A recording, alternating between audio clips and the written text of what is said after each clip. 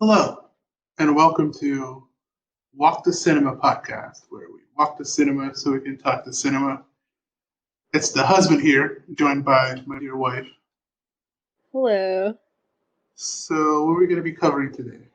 We are going to be talking about the Boris Karloff trilogy of Frankenstein. So, the first three Frankenstein movies that Boris Karloff plays Frankenstein in.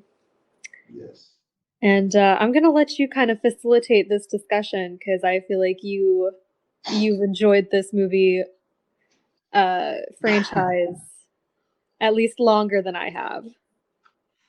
So, we're going to be touching on the first three, which is Frankenstein, Bride of Frankenstein, and Son of Frankenstein. Mm-hmm. They all star Boris Karloff as the Frankenstein monster. And the first two were directed by James Whale, Mm-hmm. who also directed The Invisible Man and directed a different movie with Karloff, also for Universal, The Old Dark House. So there's a lot of elements that cross over from those two movies into these first two of the Mm-hmm. franchise. Yeah. So, yeah, first of all, gotta talk about how good Karloff is and how lucky we got that he's the main character in all of these, because this was actually offered to Bela Lugosi first, who rejected playing the monster because there's too much makeup and not enough lines. So we lucked out and got Boris Karloff. Right. Yeah, I think it would have been very different if Bela Lugosi had played um the monster. Which He is did play interesting the that you monster down the line, which is yeah. It's interesting that he turned it down because of the makeup because one of the things that I read about Boris Karloff is that he at least towards the end the makeup was a big reason why he didn't want to continue playing it was a lot the of makeup. monster. Yeah, it looks fantastic. Like, Oh, the makeup looks incredible, and it only gets better yeah, and it's as it it's goes. it's pretty iconic. Like that's when you think of Frankenstein, that's exactly You what couldn't you think think of of. anyone else. You think of Boris Karloff with the green skin. Yes, It's yes, it's yes. the perfect look. Okay, so in the first movie, Frankenstein from 1931, we follow Dr. Frankenstein, who wants to tinker with life for science and create a living being out of nothing but corpse parts. So he has the semi god complex where he wants to create life. And Yes, yes. at the Uh, beginning credits, when they say the monster, we don't get the Boris Karloff name, we just get a question mark that plays into the spookiness of the movie because we get the intro of a man coming from behind a stage to tell us that we're in for a spook. yeah, I wasn't expecting the that kind of opening. This is the first time that I've ever seen the Frankenstein like original kind of movies. I've seen different renditions of it, such as Young Frankenstein and Mm-hmm. even Weenie, sorry, um, which are obviously all based on the The same Frankenstein novel. story. And yeah, I wasn't really sure what to expect when going into this, but it definitely Yeah. wasn't the opening of like someone's being like, "Welcome, you're gonna be spooked. Have fun." You mentioned Young Frankenstein, and the novel's been adapted multiple times, and I think Young Frankenstein is the closest he gets to the brilliance of the original 1931 Frankenstein. Mel Brooks Yeah. did a good job, but I think you can't top the iconic James Whale, Boris Mm-hmm. Karloff Frankenstein. This is the Frankenstein movie. If you're gonna watch any of the Mary Shelley adaptations, this is the one. It was very groundbreaking in its own way. At the time, it was a new standard for horror. You could say it's the first movie where someone set out to make a horror. I It think was that they definitely accomplished their job when making a horror film. I think that if I was in the 1930s and I had seen this, I'd be very spooked. Yes, this was terrifying when it came out. People had never seen anything like this. There was the 1910 Thomas Edison version of Frankenstein, but the monster looks nothing like this. I don't even think that I've seen that particular rendition of Frankenstein either. Mm. So I Well, have no idea. it's a Thomas Edison short from the Yeah. early moving pictures. It's not Mm. very notable, I would say. It's worth checking out if you like Frankenstein in general, if you like the novel. Mm. So like tell me exactly why you think that the first Frankenstein is so good. Like what draws you to this movie in particular? But first of all, it was very controversial at the time. It had a lot of Hmm. scenes that were incredibly controversial when Dr. Frankenstein says, "In the name of God, now I know what it feels like to be a god." That was incredibly controversial. So was the Yeah. scene where Boris Karloff, as the monster, throws a little girl into the water. Yeah, I was reading about that one. I read that it had been cut, that scene where he throws her into the water, and it hadn't been rediscovered until the 1980s when it was then put back into the film. So, it's kind of crazy to think that even some of the renditions that we've seen together, such as Young Frankenstein, was kind of based on this movie, but it didn't have the complete kind of picture that we have today. It's just Yeah, kind of interesting. it's very interesting. So we established that the creature gets created by Dr. Frankenstein Hmm. about halfway into the movie, and then at this point we think it's just a monster that was created for this twisted man's wrongdoings, but we slowly find out that he's a more sympathetic character than he looks. And that's kind of the moral that Mary Shelley tried to put out to the world about 100 years before the movie. That Yeah. not everything is as it looks. He acts very childlike with a girl, for example, in this first movie, where he plays with her and he ends up killing her, but in an innocent way. Doesn't mean to kill Yeah. her. It's because he's exhibiting something that I think that you typically do see in children, where they're still kind of learning Yeah, about the rules of the world. So he kind of looks at her throwing the flowers away into the lake, and they're floating. So in his mind, he's still figuring out um, what's right and wrong. So he throws the girl in, thinking that yeah. she too will float since the flowers floated, but it doesn't work out that way, And and he panics. the girl is also learning because she trusts him when adults don't. Because adults, as soon as the adults in the village look at him, they want him gone because they don't understand what he is. Right. And you kind of see the same thing, kind of uh, fast forwarding to the third movie we watched, which is Son of Frankenstein. You kind of see the same type of relationship with Frankenstein's grandson, Yes. which I can't remember his name. Um, but with that child, you see that he's planning on throwing him into the sulfur pit, Hmm. uh, but he just can't. So it's not like he's completely bad. And that It's child just is kind of, also very trusting of him immediately yeah, because the child exactly. doesn't know any better. Yeah. They're not scared of him because he's big, because to kids everyone is big. Hmm. So he acts mostly out of fear, I would say, when he commits his violence. But when he attacks Furtz, it's because Furtz was tormenting him with the fire, which is very scared of fire. Right.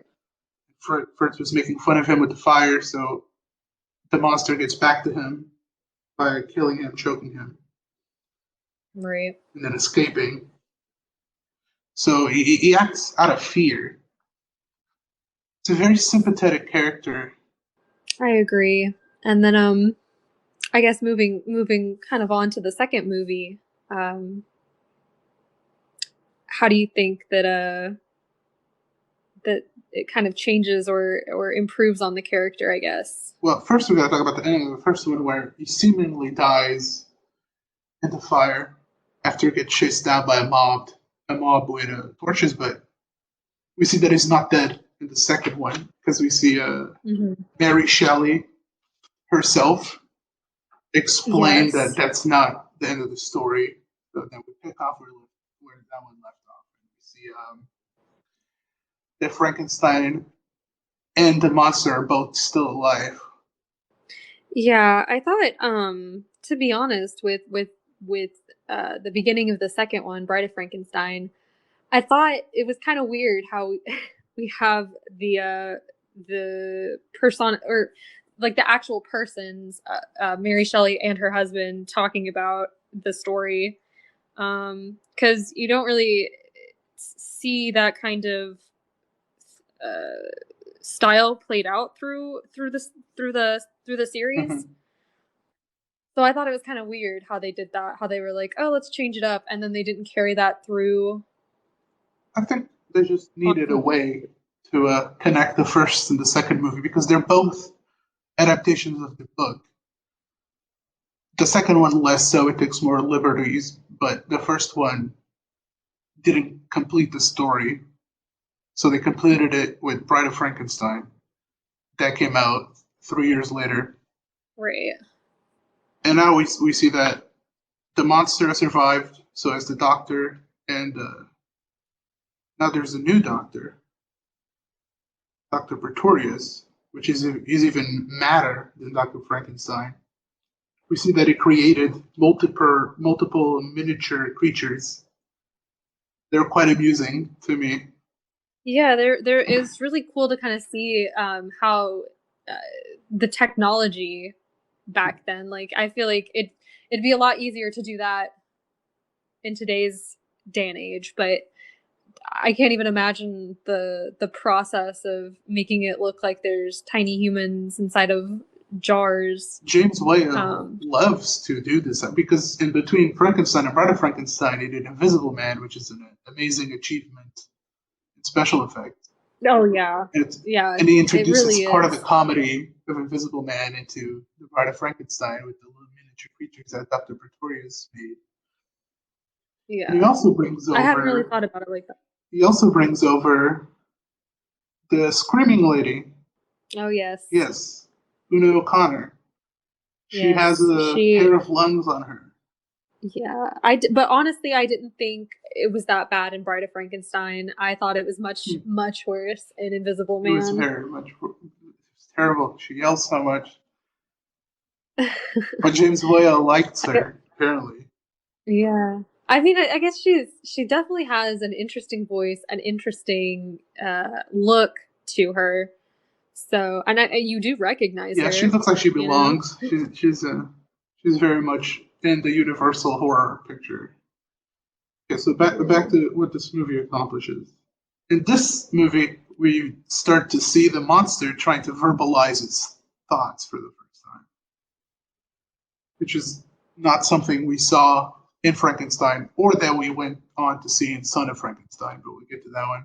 Yeah, yeah. That's I was gonna mention that you don't really see that characterization carry through onto the third one. So we see the monster trying to verbalize, trying to talk to a woman that gets scared of him, so he accidentally kills her again. And he gets found out by the mob of villagers that capture him, but he escapes very easily and then ventures back out into the forest where he finds the old blind man playing the violin, which attracts him to the old man. And this is my favorite character Yeah. in the trilogy. The old blind man is the Yeah, sweetest person. he really is. And I think that it Frankenstein, or the monster rather, um, being kind of captivated by the music is still carries through as that childlike Yes. type of wonder of the Yes, it's very world, much you know? childlike. He's been invented, a couple of days ago, so makes some sense in there. So, Right. and the old blind man not judging him for what he looks is, again, he can't see him, so he's not scared of him.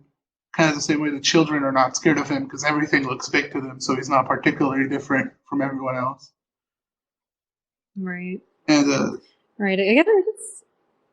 I guess like the moral of this story is like you really can't judge book people by cover. based on yeah, it's kind of a little cheesy, but it is The old man is what it teaches is. him more words, so we see the monster actually making full sentences at this point.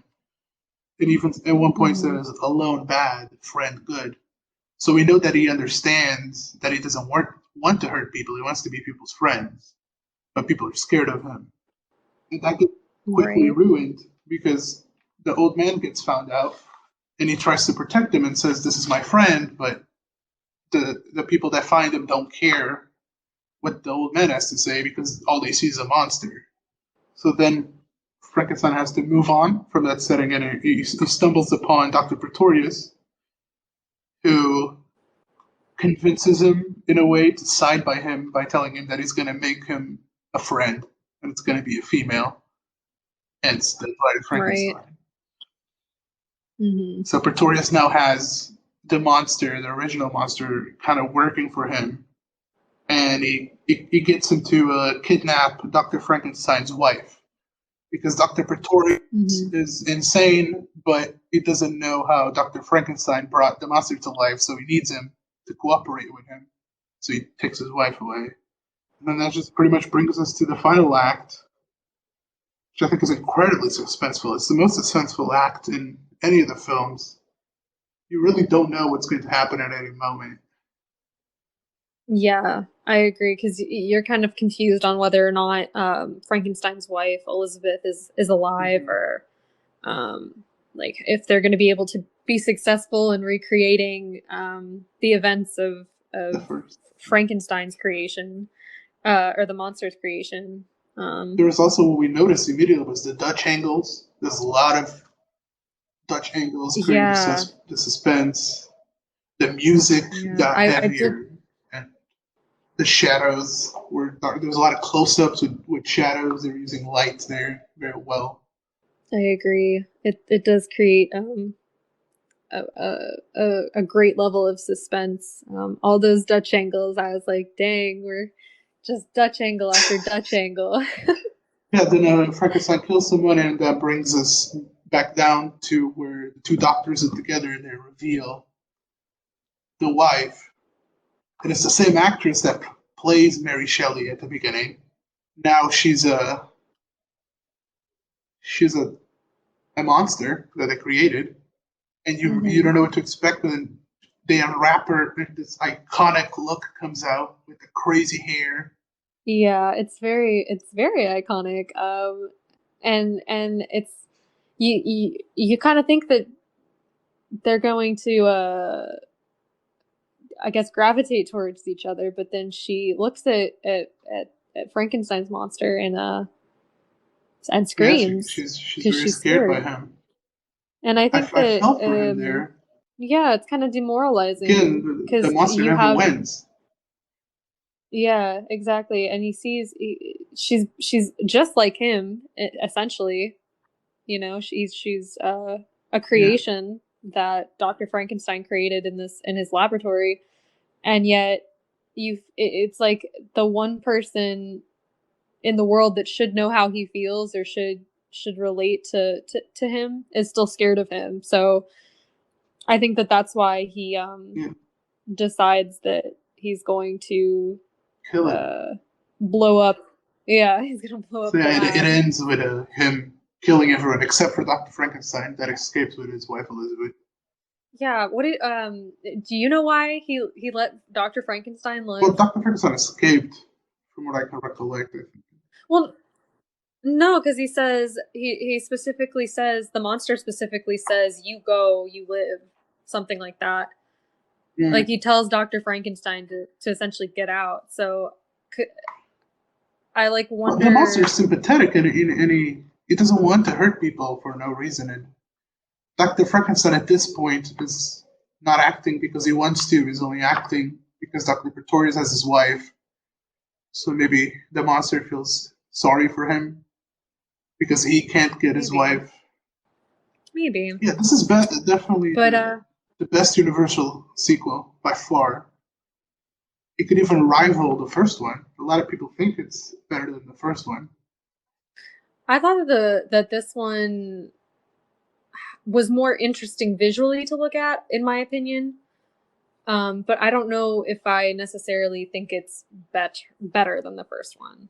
I don't think it's better or worse. I think it really builds on what the first one created. So I kind of take the two of them as one movie.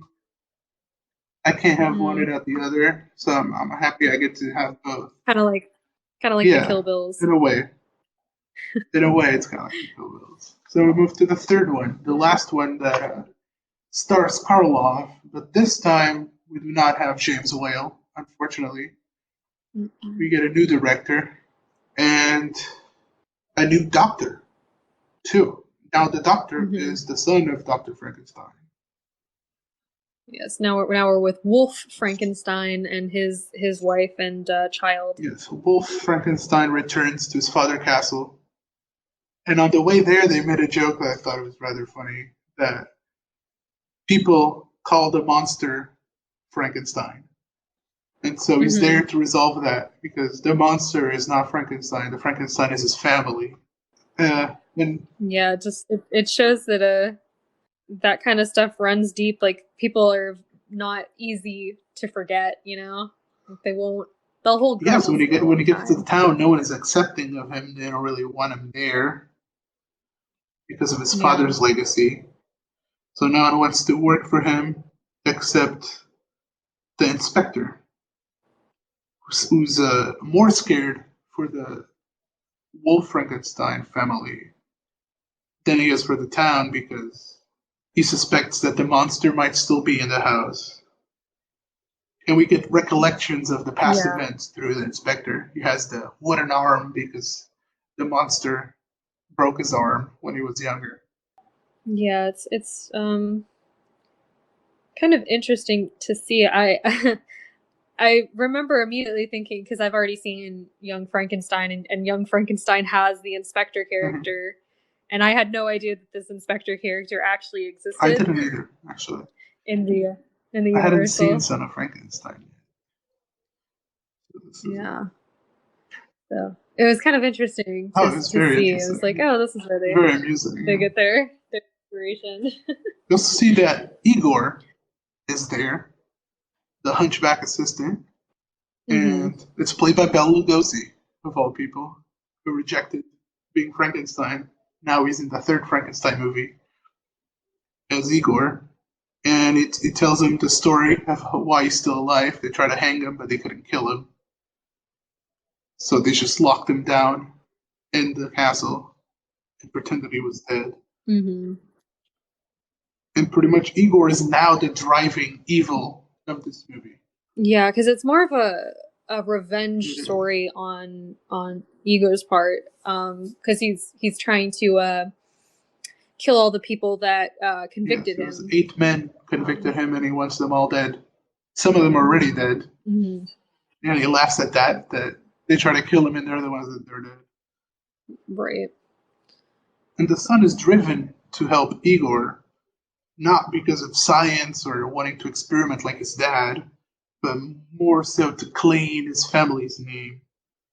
Yeah, he's acting more, instead of like trying to be God, like kind of how Henry Frankenstein was. He just wants to clear his family's name. He doesn't want them to hear the name Frankenstein and think of the monster or act with hatred. He's really trying to make his family name something that's not negative, you know. We even see his wish of clearing his father's name when he's leaving the laboratory, and he passes a grave that says creator of monsters, and he scratches monsters off and he writes humans because he created Wolf, his son. So he really, really wants to defend his family and Yeah. his father, and that's what drives him to help the evil Igor in his revenge Yeah. plan. Yeah, my just overall, I guess, with the Son of Frankenstein, I liked it the least out of the three. I thought that it was a little too, I don't know, it strayed away from, I think, the original two a little bit too much, and the script kind of felt I wouldn't say all over the place, but it just left me feeling a little bit dissatisfied. It did And strain away the furthest. He kind of deleted what the second one achieved, which is giving the monster speech. The monster does not talk in this one. exactly, I think that it really did regress the character a little bit, in my opinion, because you do see a significant amount of growth by the end of Bride of Frankenstein. Mm-hmm. I would say, like, he's willing to sacrifice himself to kill the evil doctor, and to kind of, I feel like in the second one he actually kind of realizes that he may not belong to this world. Yes. Oh, part of that was also Boris Karloff didn't want to be Frankenstein anymore, so the iconic Frankenstein look didn't belong anymore. It was run through. yeah. We did get a lot of that, cool gothic visuals throughout the film. The sets and everything was framed, and it felt more like a feverish dream, like German expressionism type set design. It was I still like the movie. I think it's way less iconic than the first two, obviously, but it's still a solid entry, especially for a franchise. A third movie in a franchise, I feel like it's still solid enough to grant it its place. That's true. That's true. I just think that it just, in comparison to the other two, it's in my mind kind of leagues below the first and the second one. Yeah. But the overall trilogy, I think, is very good, and Boris Karloff will forever be the face of Frankenstein. And we can never take that legacy away from him. I agree. So, going to move on to your ratings? Sure. I gave Frankenstein an 8. I thought it was good. It's very iconic, and there's a lot to be said about being one of the first that people kind of recognize and establish. The second one I gave a 7. The Bride of Frankenstein I gave a 7. Mostly just because I just didn't like the story as much, I guess. But I did think it was visually more interesting. I liked the visuals and the sets and the kind of overall feel of the second one better, but I just kind of liked the story a little bit less.